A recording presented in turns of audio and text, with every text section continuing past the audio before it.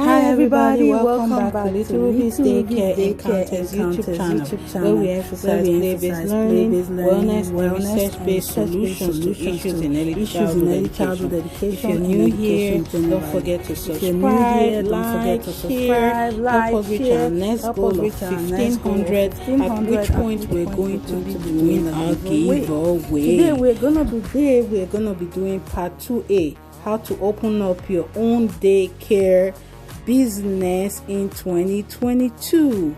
This is the state standards. Now every state has its own standards, so this is Virginia's standards, and they have it in a book form, and you can also go online and get it. I do have this printed out, and I have one in my office, I have one in the classroom. So it's like a Bible for your daycare. It's where you always refer to for every single thing. Look at the subheadings, space, heating, lighting, stairs, and the table of contents has all this good stuff: smoking, cribs, rest areas, linens, care of children, all kinds of stuff. And every state has this, and there's one for the centers and there's one for the home daycares, or day homes as they call it in Virginia.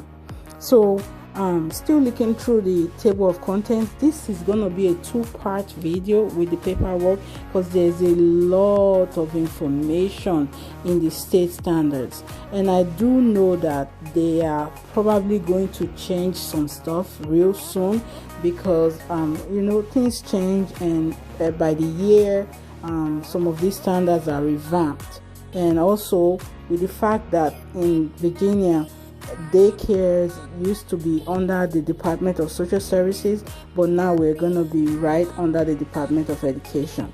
So these are just definition of terms that you're going to see in the main information in the standards. So this definition of terms will help you know exactly what they are talking about, because sometimes words mean different things. Okay, so evacuation means movement of occupants out of the building to a safe area. Family day home means a child day program offered in the residence of the provider or the home of any of the children in care for 1 through 12 children under the age of 13, which is the kind of daycare service I have. And then there's the interpretation. So every standard, every little bit of standard, they have these little blocks, rectangular block, where they do interpretation of exactly what they're talking about. So if there's anything you want to go back to, feel free to stop, rewind, forward, and take a closer look at these. So infant means a child from birth up to 16 months of age. Nighttime care means care provided between 7 p.m. and 6 a.m. There's the parent, physician. These are definitions. Preschool means children from 2 years and all. Programmatic experience means time spent working directly with children in a group. Provider means an individual who is, put in the care and protection of children. Relocation means movement of occupants of building to a safe location, and I think this is also referring to like emergency situations, where you have to move children from one place to the other. Sanitize, we know, especially now with the experience of COVID and COVID-19, we know that sanitization is very important. They still have other terms, timeouts.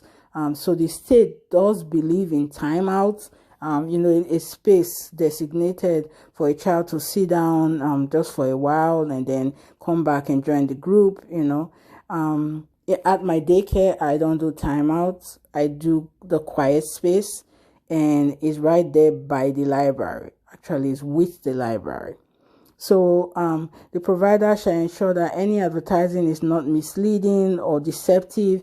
And if you're reading through these standards, you will find out that everything is common sense, and the state standards are just the bare minimum standards. That means you can go above and beyond it.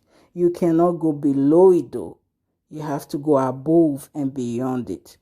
The issuance of a special order to limit capacity pursuant general record keeping. You have to keep a record of children in attendance every single day, and these are some of the things that the state representative will, when they come to check you to look at your program. These are some of the things they look at: the paperwork of the children, if you have medication administration certificate, if you're giving any child medication, if you have firearms, if they are well kept, things like that.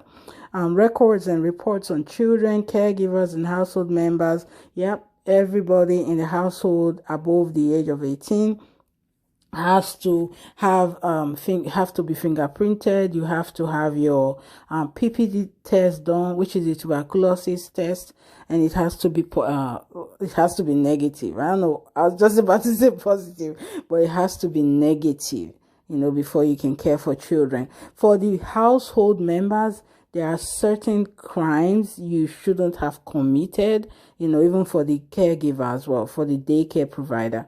There are certain crimes if you're a felon, and you've committed certain crimes, you cannot be in the care of children. You cannot care for children in Maryland. So there are certain crimes like that.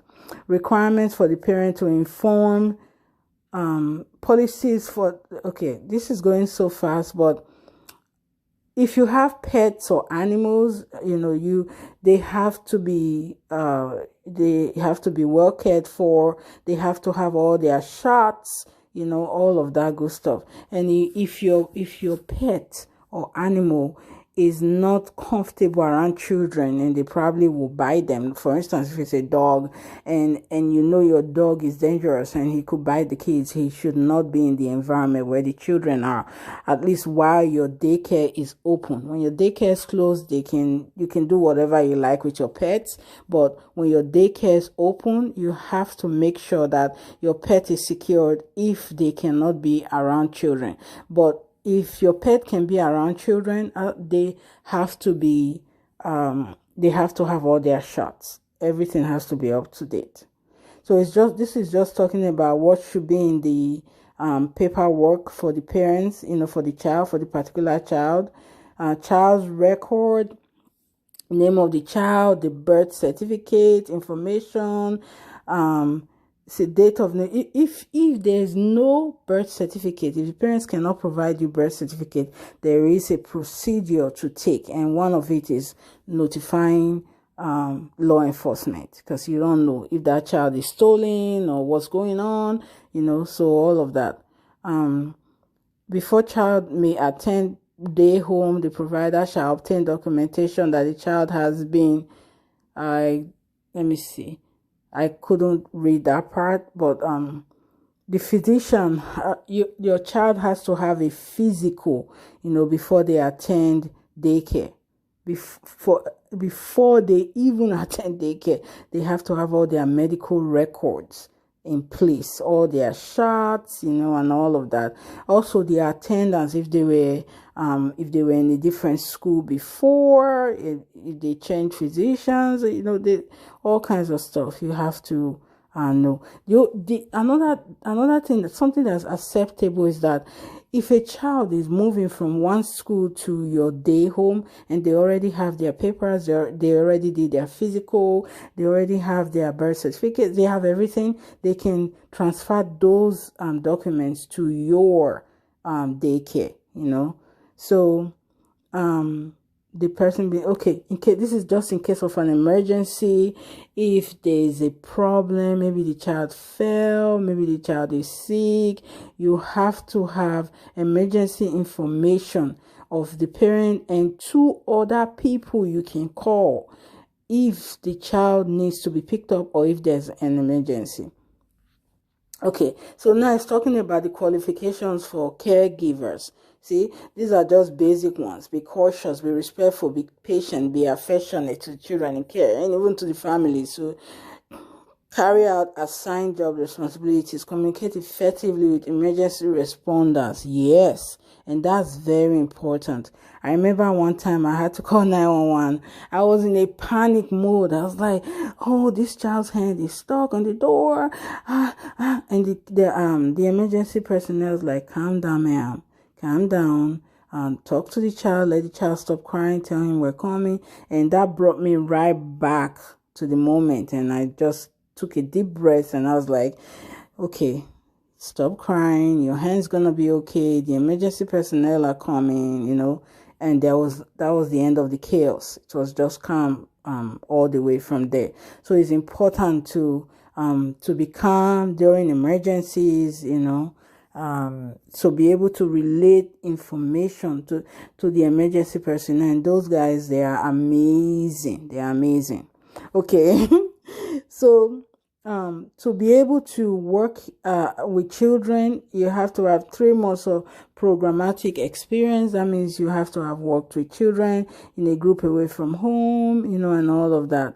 Current certification in cardiopulmonary resuscitation, which is CPR and first aid. We usually do infant and child, and that lasts for 2 years, and after 2 years you have to renew. You keep renewing every other year. So that is amazing, because also things are changing. So you'll be surprised. You did CPR first aid 2 years ago, let's say 2020, and then you want to do another one in 2022. Some things are changing and some information is changing. So it's good to renew these documents. Sign the time of arrivals. This is for substitute providers. So when you come in, you sign, and when you leave, you sign, because that is very important. Because you cannot, the substitute provider cannot be at a home daycare all year round. You cannot. They have a certain number of hours, and if you go beyond that, then the provider could have violations. So the first aid and CPRO, they have to be from legitimate places. The American Red Cross, American Heart Associations, all listed there, so that you can you won't just go ahead and bring a certificate from somewhere unknown to the listing, on the standards. So they are very specific about this. Okay. So you must, as a family day home, provide, even as a center, provide a safe, nurturing, and healthy environment for the children at all times, throughout, whenever they are at your daycare. So physical health of caregivers. If you, for instance, you the caregiver, sick, it's better you close and don't and don't be in contact with the children. And remember, when I had talked about the PPD, the tuberculosis test, you have to do it. You have to screen for it. And if it's positive, then you cannot be around children. And you have to renew that screening every 2 years from the date of the first screening, or even as frequently as you can, just to be safe. A household member, mental health professional, showing indication of physical and mental condition that may endanger the health or well-being of children. See, anybody in the household, it could even be the caregiver, it could be the caregiver's husband, the caregiver's partner, anybody who has some form of mental situation, has to be evaluated to show that they are capable of being around children. And this is for good cause, all caregivers, you have to have orientation. It shall be signed and dated by the provider and substitute provider, or by the provider and assistant. So orientation is very important. And with the orientation, you have to talk about, where the emergency kit is, where the change of clothes, where the parents' information are in case they need to be called, and all that good stuff. The poison control number, where that is, then 911, just important stuff. You need to give that information during orientation of the caregivers, so they will know, where the phone is, and just things like that anyway.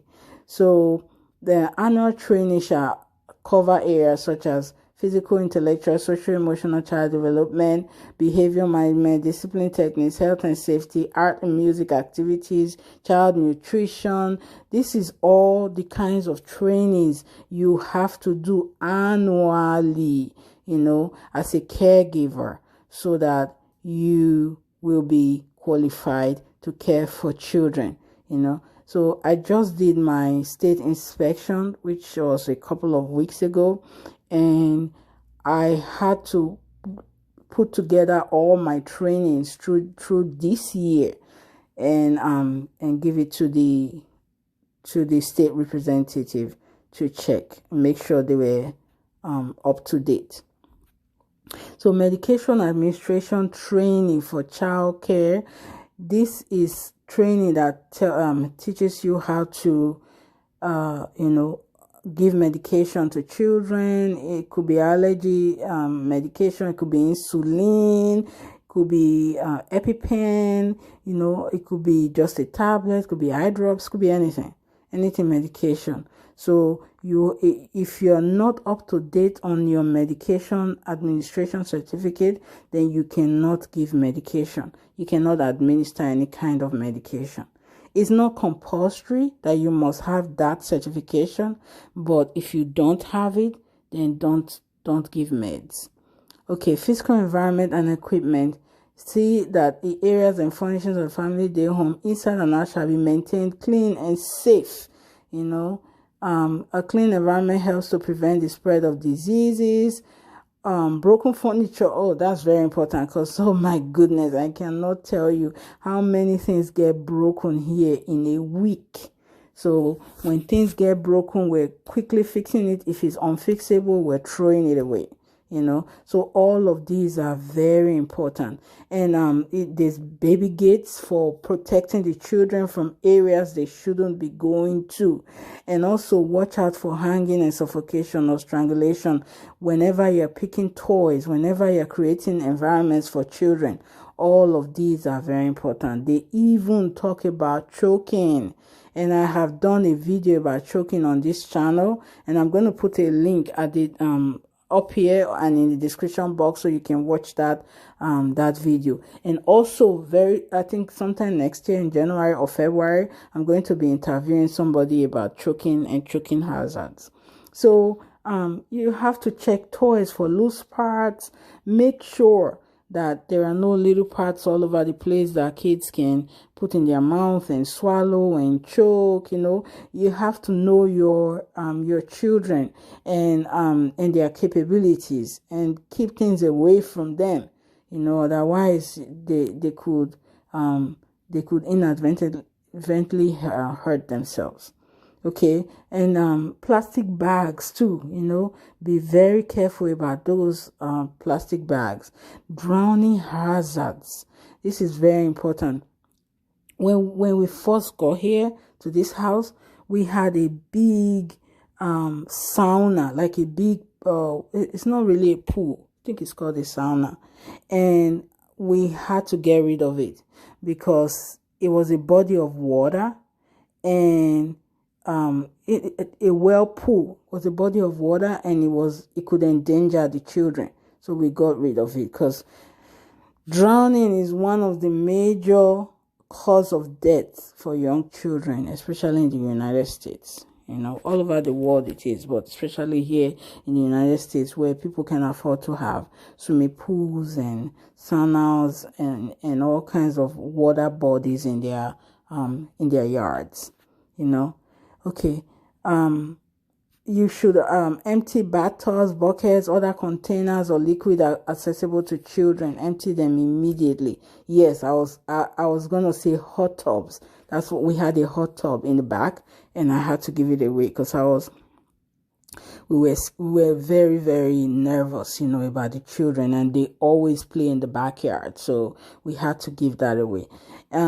Firearms, this is very important. You have to keep them locked away, stored away from children as far as you can, So these are some of the standards, and we're gonna do a part 2, and you'll see some more standards.